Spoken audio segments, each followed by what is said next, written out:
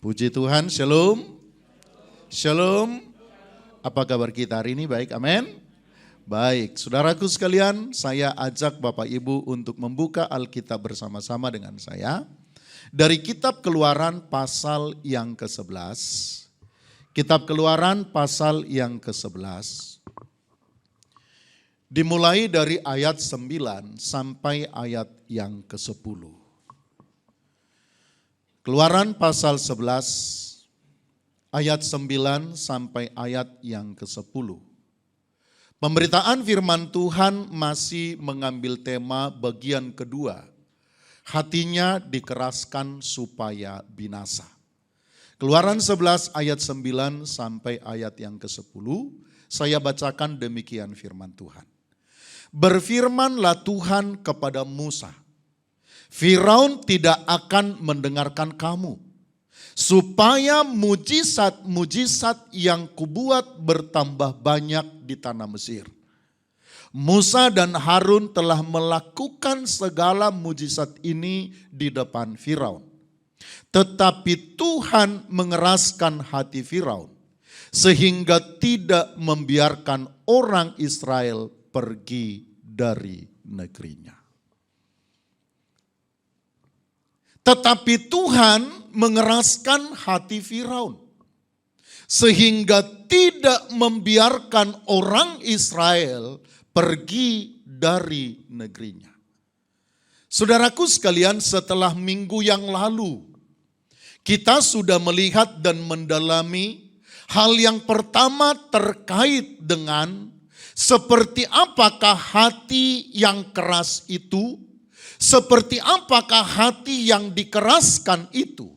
Di mana hati yang keras itu adalah keadaan hati yang sudah tidak bisa lagi diubah oleh Tuhan. Dan kita juga sudah melihat proses bagaimana terbentuknya hati yang demikian. Yaitu yang pertama, terbiasa tidak memperkarakan dirinya atas segala hal yang terjadi. Yang kedua, terbiasa tidak membangun keintiman dengan Tuhan. Dan yang ketiga, hati yang sudah tidak bisa diubah itu merupakan proses dari terbiasanya seseorang mengabaikan tuntutan Tuhan terhadap dirinya. Inilah yang menyebabkan hati yang keras itu. Hati yang sudah tidak bisa diubah. Hati yang sudah tidak bisa lagi diperbaharui oleh Tuhan.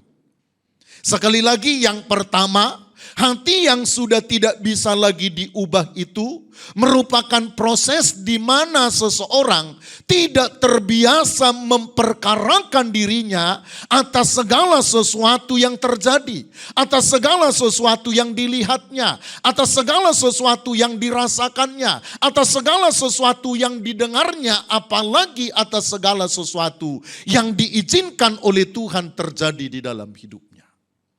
Firaun melihat segala sesuatu. Mesir melihat segala sesuatu yang terjadi.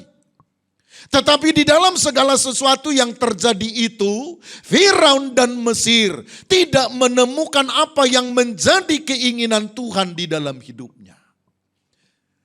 Tidak terbiasa memperkarakan keadaannya. Yang kedua, hati yang keras yang sudah tidak bisa diubah itu adalah akibat dari proses panjang di mana seseorang tidak membangun hubungan yang intim dengan Tuhan. Dan yang ketiga, hati yang keras yang sudah tidak bisa lagi diubah itu merupakan proses di mana seseorang mengabaikan selalu tuntutan Tuhan terhadap dirinya. Nah, pada kesempatan ini saudaraku sekalian, kita akan melihat hal yang kedua terkait dengan hati yang keras itu. Yaitu hati yang keras itu adalah hati yang sudah tidak bisa lagi memahami pekerjaan Tuhan. Hati yang sudah tidak bisa lagi memahami rancangan Tuhan, pekerjaan Tuhan, karya-karya Tuhan. Hati yang sudah tidak bisa digiring oleh Tuhan untuk masuk dalam rancangannya, untuk masuk dalam karyanya, untuk masuk dalam pekerjaannya. Dan kalau kita memperhatikan dengan baik, kisah bagaimana Tuhan membebaskan Israel dari Mesir, yang disertai dengan berbagai tulah. Hati yang tidak mau diubah itu adalah hati yang tidak mau tahu dengan apa yang diinginkan dan direncanakan oleh Tuhan. Itulah yang sangat nampak terlihat dari kehidupan Firaun, dari hati Firaun, bahkan dari hati seluruh bangsa Mesir. Tidak bisa disentuh oleh Tuhan. Tidak bisa disentuh oleh Tuhan. Tidak bisa digiring oleh Tuhan untuk melihat apa sih yang Tuhan mau kerjakan. Apa sih yang sedang dirancang oleh Tuhan? Apa sih yang Tuhan mau perbuat? Kalau Tuhan melakukan seperti ini, kalau Tuhan berkata seperti ini, kalau Tuhan berfirman seperti ini, apa sih yang Tuhan mau kerjakan? Hati inilah yang tidak ditemukan di dalam diri Firaun. Hati inilah yang sama sekali tidak ditemukan oleh Tuhan di dalam diri orang-orang Mesir. Firaun dan Mesir sama sekali tidak mau Allah melaksanakan kehendak dan pekerjaannya atas orang Israel. Sampai kepada puncak itu. Bukan hanya mereka tidak mau tahu. Bukan hanya mereka tidak mau tahu apa yang dikehendaki oleh Tuhan. Tetapi lihat saudaraku sekalian, Firaun dan Mesir sama sekali tidak mau kalau Allah sampai melaksanakan kehendak dan pekerjaannya atas orang Israel. Bahkan Firaun dan Mesir tidak mau tahu, bahkan tidak mau mengerti akan rencana Tuhan tersebut. Aku akan membawa umat Israel ini keluar. Itulah firman yang datang kepada Firaun melalui Musa. Tapi saudaraku sekalian yang dikasihi Tuhan, Firaun tidak mau tahu. Pembebasan Israel dari tangan Firaun dan perbudakan Mesir. Saudaraku sekalian, sesungguhnya bukan hanya sekedar untuk memerdekakan Israel dari penjajahan Mesir. Tuhan membebaskan Israel dari Mesir bukan hanya sekedar supaya bangsa itu menjadi bangsa yang merdeka. Bukan hanya supaya bangsa Israel tidak lagi menjadi bangsa yang diperbudak oleh Mesir. Tetapi saudaraku sekalian yang dikasihi Tuhan, perhatikan baik. Pembebasan Israel dari Mesir sesungguhnya terkait dengan rencana Tuhan yang agung atas seluruh ciptaannya. Yaitu keselamatan dari dosa dan maut. Sebab Israel telah ditetapkan oleh Tuhan untuk menjadi alatnya. Israel lah yang ditetapkan oleh Tuhan untuk menjadi alat di tangannya. Untuk apa? Yang pertama saudaraku sekalian, untuk menyatakan dirinya sebagai Allah yang benar kepada seluruh ciptaannya. Maka saudaraku sekalian yang dikasihi Tuhan Yesus Kristus, kalau kita membaca Alkitab Perjanjian Lama dengan baik, kekasih-kekasih Tuhan saudara akan menemukan setelah pembebasan Israel dari Mesirlah akhirnya semua ciptaan, semua manusia saudaraku mulai mengetahui bahwa ada Allah yang benar, Allah pencipta langit dan bumi. Amin. Sebelumnya orang tidak mengenal. Siapa Allah itu orang tidak tahu. Siapa Allah pencipta langit dan bumi, saudaraku sekalian yang dikasihi Tuhan, tidak ada satupun yang tahu. Tetapi ketika Israel dipanggil oleh Tuhan, ketika Israel dibebaskan oleh Tuhan dari Mesir menuju tanah Kanaan, saudaraku sekalian, Allah pencipta langit dan bumi, Allah yang memberikan kehidupan kepada segala makhluk, mulailah dikenal oleh semua manusia.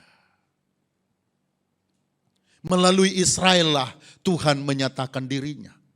Atau secara khusus saudaraku sekalian yang dikasihi Tuhan, melalui pembebasan Israel dari Mesirlah saudaraku, Tuhan menyatakan siapa dirinya. Tuhan sudah memilih Israel sebagai alatnya untuk menyatakan dirinya. Maka saudaraku sekalian yang dikasihi Tuhan, perhatikan. Ketika Tuhan memanggil Musa pertama sekali, lalu Musa berkata, atas nama siapa saya akan berbicara? Bukan saja kepada orang Mesir, bukan saja kepada Firaun, tetapi juga kepada bangsa Israel. Lalu Tuhan berkata, katakan kepada Mesir, katakan kepada Firaun, katakan kepada Israel, bahwa kamu itu diutus oleh Allah Abraham, Ishak dan Yakub, Allah nenek moyangmu.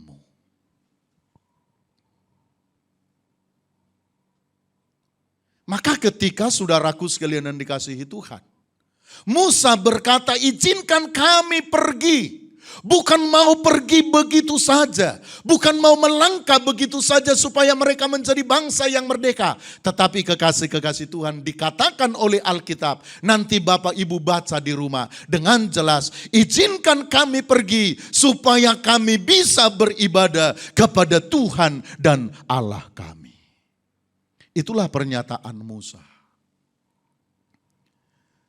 Jadi saudaraku sekalian yang dikasihi Tuhan, pembebasan Israel sesungguhnya terkait dengan rencana Tuhan yang agung atas seluruh ciptaannya, yaitu keselamatan dari dosa dan maut. Yang tentu saja dimulai dengan di mana Tuhan menetapkan Israel menjadi alat untuk menyatakan dirinya sebagai Allah yang benar. Sehingga Allah pencipta langit dan bumi yang sebelumnya tidak dikenal oleh siapapun, dikenal oleh manusia melalui kehidupan bangsa Israel. Yang kedua, selain untuk menyatakan dirinya, pembebasan Israel dari Mesir juga saudaraku sekalian yang dikasihi Tuhan, dimaksudkan oleh Tuhan untuk menghadirkan Mesias. Untuk menghadirkan Mesias. Sebab dari keturunan Abrahamlah Allah sudah mengikat perjanjian, dari keturunanmu maka segala bangsa, maka segala umat di muka bumi ini akan mendapatkan berkat. Berkat di situ terutama adalah berkat keselamatan. Berkat di situ terutama adalah berkat kelepasan dari dosa dan maut.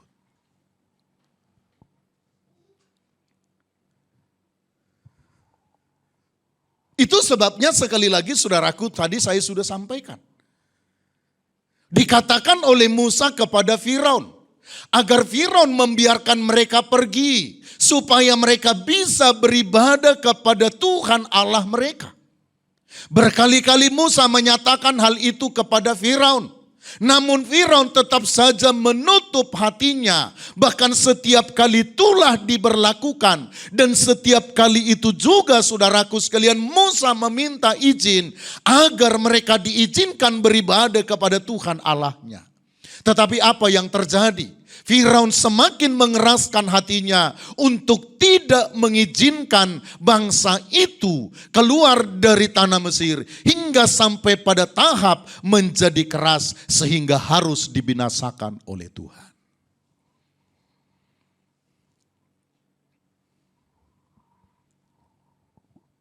Maka yang kedua, kalau yang pertama, hati yang keras itu adalah hati yang sudah tidak bisa diubah. Kita sudah lihat minggu yang lalu. Yang kedua saudaraku sekalian yang dikasihi Tuhan, hati yang keras itu adalah hati yang sudah tidak lagi bisa terbuka untuk pekerjaan Tuhan dan rencana Tuhan. Dan hati seperti ini Bapak Ibu Saudaraku sekalian, saya mau beritahu. Hati seperti ini bukanlah hati yang dengan sendirinya begitu saja dalam sekejap terbentuk di dalam diri seseorang. Sama seperti poin yang pertama. Hati yang keras itu merupakan proses panjang, puncak dari proses panjang, di mana seseorang sudah tidak bisa lagi diubah, disentuh oleh Tuhan. Yang kedua juga, hati yang sudah tidak mau terbuka untuk pekerjaan Tuhan, untuk rancangan Tuhan, untuk karya-karya Tuhan juga. Bukanlah hati yang begitu saja dalam sekejap, oleh karena satu peristiwa terjadi dan terbentuk sedemikian. Tapi hati yang sudah tidak bisa digiring oleh Tuhan pada rancangan Tuhan. Hati yang sudah tidak bisa lagi digiring oleh Tuhan untuk masuk dalam rencananya. Saudaraku sekalian yang dikasihi Tuhan, merupakan proses panjang yang dimana seseorang mengabaikan banyak hal di dalam hidupnya. Dia mengabaikan banyak hal. Hati yang seperti ini terbentuk melalui proses panjang, di mana seseorang tidak belajar untuk memahami dan untuk mengerti tujuan Tuhan atas hidupnya. Tidak mau mengerti, tidak mau tahu. Apa sih tujuan Tuhan atas hidupku? Apa sih tujuan Tuhan kalau Tuhan memberikan aku kehidupan? Apa sih tujuan Tuhan kalau Tuhan memberikan aku napas? Apa sih tujuan Tuhan kalau Tuhan memberikan aku suami? Tuhan memberikan aku istri, memberikan keluarga, memberikan pekerjaan. Satu hal yang pasti saudaraku sekalian, Tuhan mempunyai tujuan atas hidup setiap orang. Dan hal itu perlu disadari.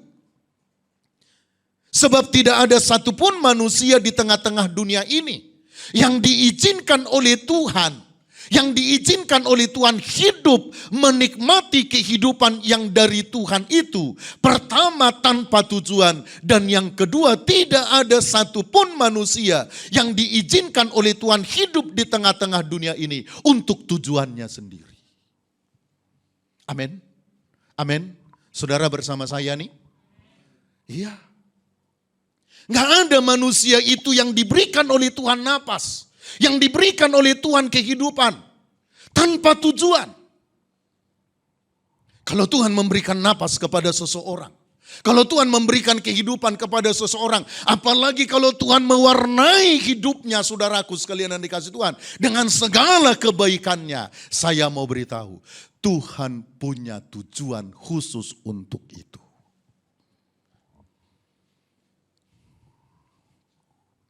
Tuhan punya tujuan khusus. Kalau Tuhan memberikan kita kehidupan, lalu mewarnai hidup kita dengan segala kebaikannya, saudaraku sekalian yang dikasihi Tuhan, itu juga pasti bukan untuk tujuan kita sendiri. Supaya kita memuaskan hasrat kita. Supaya kita memuaskan daging kita. Supaya kita memuaskan keinginan-keinginan kita. Supaya kita bisa menggapai impian, cita-cita dan harapan-harapan kita. Pastinya tidak demikian. Pastinya tidak demikian. Kalau Tuhan izinkan kita hidup. Kalau Tuhan izinkan kita bernapas ada di tengah-tengah dunia yang diciptakannya ini. Apalagi kalau kita ngomong dalam skop yang lebih khusus lagi. Kalau Tuhan selamatkan kita. Kalau Tuhan memberikan kita keselamatan lewat korbannya di atas kayu salib. Saudaraku sekalian yang dikasihi Tuhan. Semua itu tidak pernah berbicara tentang tujuan hidup saudara. Tentang harapan saudara. Tentang kepentingan-kepentingan saudara. Tetapi semua itu pasti berbicara tentang tujuan Tuhan. Amin. Amin. Tujuan Tuhan. Karena itu Bapak Ibu Saudaraku sekalian, selain kita harus belajar menemukan tujuan hidup kita. Selain kita belajar menemukan tujuan hidup kita, pada kesempatan ini saya ingin memperkecil skopnya. Saya ingin mempersempit skopnya. Selain kita harus belajar menyadari tujuan Tuhan atas hidup kita. Yang kedua, kita juga menjadi sangat penting untuk belajar memahami untuk apa hidup kita. Untuk apa keberadaan kita bagi sesama kita. Yang kedua, untuk apa hidup kita bagi gereja Tuhan. Untuk apa hidup kita bagi persekutuan. Kalau saudara ada di sini, saudaraku sekalian yang dikasihi Tuhan, saya mau beritahu, sesungguhnya karena Tuhan memberi kesempatan kepada saudara untuk hidupmu itu bisa berguna bagi orang lain. Amin. Amin. Iya. Nah, ini yang tidak disadari oleh banyak orang. Ini yang tidak disadari oleh banyak orang. Sehingga banyak orang tidak bertumbuh. Tidak menemukan apa-apa. Tidak menemukan kebergunaannya. Akhirnya tidak pernah berguna bagi orang lain kecuali hanya untuk dirinya sendiri. Akhirnya setiap hari saudaraku sekalian yang dikasihi Tuhan. Dirinya, waktunya, segala sesuatu yang ada padanya semata-mata hanya untuk memuaskan dirinya. Hanya untuk menggapai tujuannya.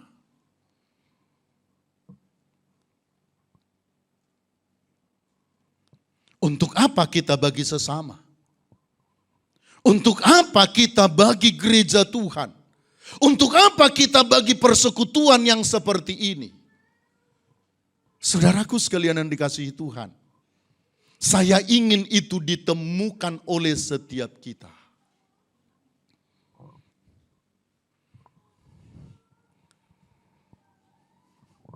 Saya ingin kita menemukan itu, kita semua menemukan itu. Kalau saya jadi jemaat, untuk apa? Untuk apa?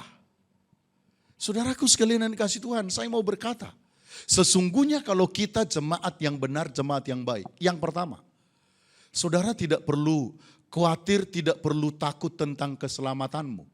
Karena Tuhan yang berkata, bukan kamu yang memilih aku, tetapi akulah yang memilih kamu. Jadi sebetulnya tidak perlu takut. Dengan apa? Dengan keselamatan. Kalau dia seorang jemaat yang benar. Yang kedua, kalau kita menjadi jemaat yang benar, sebenarnya kita tidak perlu takut tentang keperluan kita. Tentang kebutuhan kita, karena Tuhan dengan jelas berkata, saudaraku, lihat burung di udara yang tidak pernah menabur, yang tidak pernah menuai, dipelihara sempurna oleh Bapamu yang, apalagi kamu biji matanya. Tuhan pasti akan memberikannya kepadamu. Maka saya mau berkata, saudaraku sekalian yang dikasihi Tuhan, harusnya kalau kita menjadi jemaat yang benar, saudara tidak perlu gelisah. Apalagi menjadikan gereja persekutuanmu dengan Tuhan sebagai ajang untuk mencari dan menemukan segala sesuatu yang saudara butuhkan yang terkait dengan tubuh jasmanimu.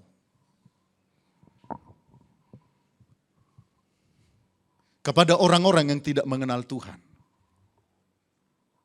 Kepada burung-burung di udara yang tidak ada artinya. Bahkan Tuhan berkata, lihat, bunga-bunga padang, bunga-bunga di padang. Yang tidak pernah menabur, tidak pernah menuai. Tetapi berpakaian lebih semarak daripada seorang Salomo. Tuhan ingin mengatakan kepada kita, saudaraku sekalian yang dikasihi Tuhan, tidak perlu berurusan lagi dengan itu.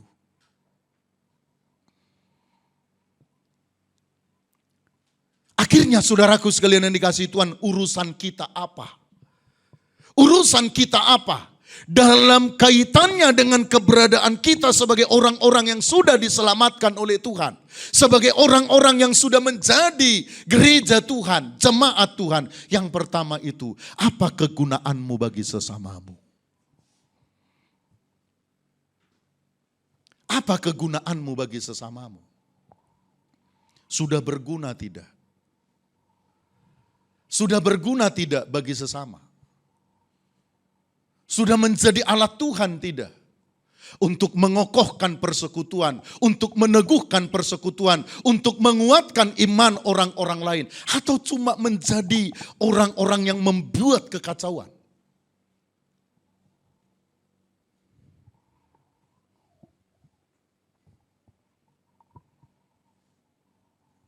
Akhirnya orang lain syak gara-gara kita.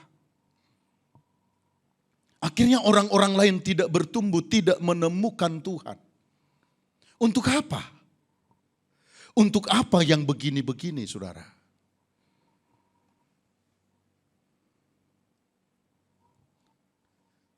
Banyak orang yang merasa tidak memiliki tanggung jawab untuk persekutuan dan gerejanya.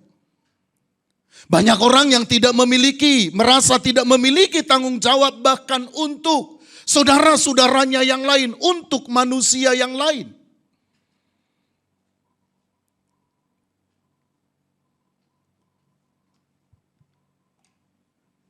Mereka menjadi jemaat tetapi tidak punya kepedulian.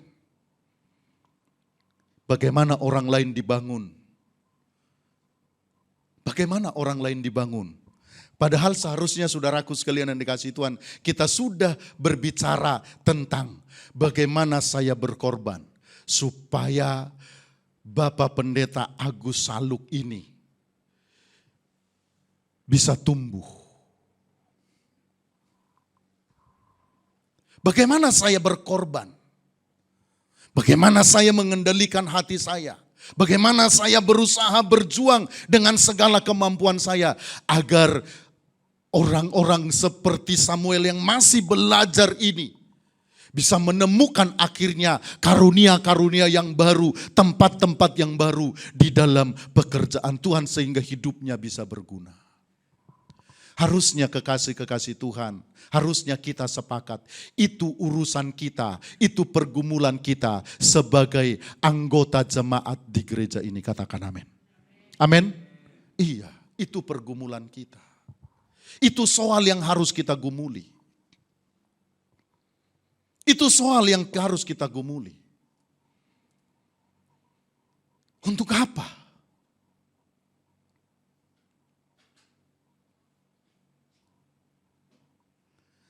Setiap kita harus merasa memiliki tanggung jawab.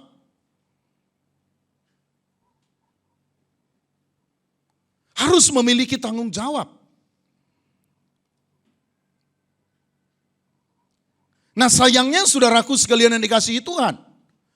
Banyak orang terlibat dalam pelayanan tetapi tanpa disertai dengan kesadaran akan tanggung jawabnya. Itu sebabnya kita masih menemukan orang-orang yang melayani hanya demi dirinya, hanya karena kesenangannya. Belum melayani dengan rasa tanggung jawab, apalagi belum melayani dengan beban terhadap pelayanan. Ada terlalu banyak orang yang seperti ini. Dan saya tidak mau saudaraku sekalian yang dikasihi Tuhan. Saudara ada di tempat ini dengan keberadaan seperti itu. Saudara hanya akan memberatkan saja langkah perjalanan pekerjaan Tuhan. Saya suka berkata kepada saudara yang sudah lama di sini. Saya tidak terlalu peduli. Saya tidak pernah peduli dengan jumlah jemaat. Karena toh saya juga sudah pernah mengembalakan jemaat yang sangat besar. Tuhan sudah pernah percayakan pelayanan dengan jemaat yang sangat besar kepada saya.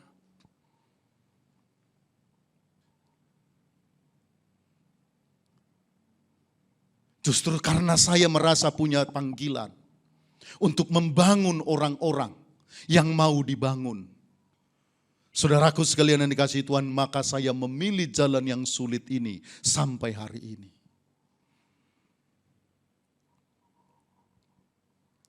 Saya rindu jemaat mengerti ini semua. Kalau saudara ada di sini, bukan untuk saya, katakan amin. Amin. Bukan untuk gereja ini, apalah ini gereja ini, GBI Talitakum. Apalah ini? Enggak. Bukan untuk saya. Apalagi untuk saya. Apa sih yang saudara bisa berikan kepada saya?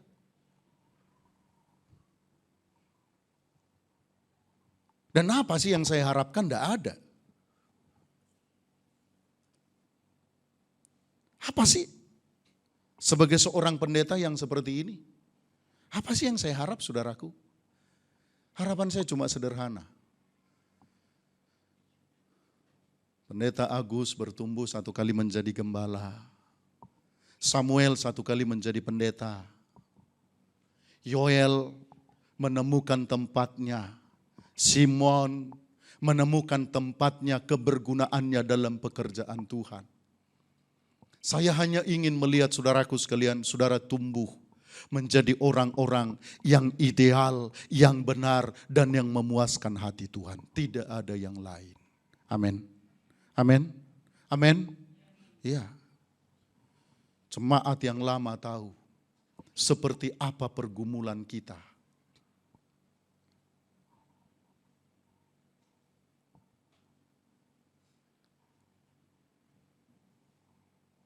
Seperti apa? Mama Angel itu dari anak muda sudah ikut saya. Apa sih yang saya cari, Mama Angel? Dari belum menikah, masih anak-anak muda. Elika itu masih anak sekolah minggu, anak remaja. Apa sih? Saya hanya ingin semuanya tumbuh. Satu kali memuaskan Tuhan dan Tuhan berkata, sabarlah hambaku yang baik dan setia, engkau sudah bertumbuh dalam kemuliaanku, dalam kebenaranku, masuk di dalam tempat yang sudah aku siapkan bagimu. Saya hanya ingin itu, gak ada yang lain.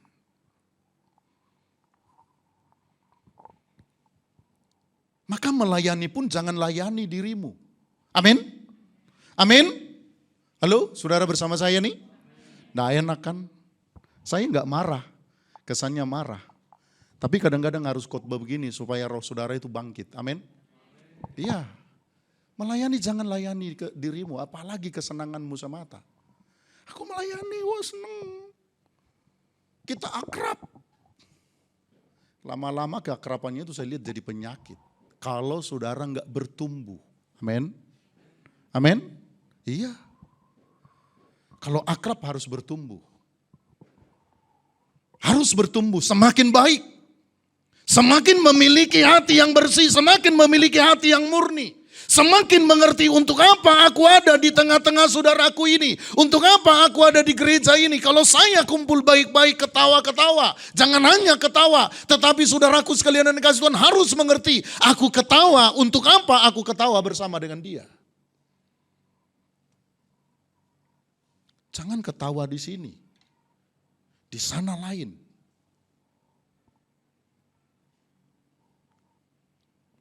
Harus punya tanggung jawab. Harus punya tanggung jawab. Kita punya tanggung jawab untuk orang lain. Kita punya tanggung jawab untuk sesama kita, saudaraku. Nah, kembali kepada ayat bacaan kita.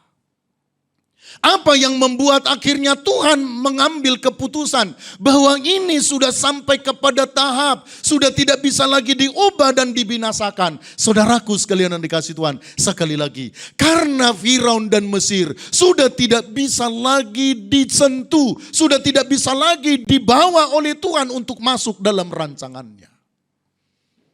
Meskipun Musa berkali-kali berkata, izinkan kami untuk keluar karena kami mau beribadah kepada Tuhan dan Allah kami. Saudaraku sekalian, sebagai seorang pembesar di Mesir, bukankah seharusnya seorang Firaun itu mengerti sejarah perjalanan mereka? Bukankah Mesir itu pernah diselamatkan oleh Tuhan Allahnya Israel melalui Yusuf? Halo? Ya, bangsa yang besar itu pernah Tuhan selamatkan. Allah Israel, Allahnya Yusuf, Allah pencipta langit dan bumi itu pernah, saudaraku sekalian, menyelamatkan bangsa Mesir dari kebinasaan. Semua orang tahu itu. Dan seharusnya Firaun mengerti akan hal itu. Tapi saudaraku sekalian yang dikasihi Tuhan, sekali lagi, Karena seringkali mengabaikan tanggung jawab. Karena seringkali mengabaikan apa tujuan hidupnya. Maka kekasih-kekasih Tuhan, orang-orang yang seperti Firaun ini pada akhirnya sampai kepada tahap di mana dia sudah tidak bisa lagi digiring oleh Tuhan untuk masuk dalam rancangannya. Mari saudaraku sekalian, kita harus mengerti sekali lagi bahwa Tuhan memberikan kehidupan bagi kita. Memberikan tempat bagi kita. Supaya kita menjadi orang-orang yang mengabdi kepadanya. Kita ada untuk kepentingan Tuhan. Kita tidak pernah ada untuk kepentingan kita. Maka saudaraku sekalian yang dikasih Tuhan, temukan kepentingan Tuhan atas diri kita masing-masing. Supaya apa? Supaya Tuhan bisa menggiring kita kepada penggenapan karyanya yang ajaib. Amin. Kita bangkit berdiri. Haleluya.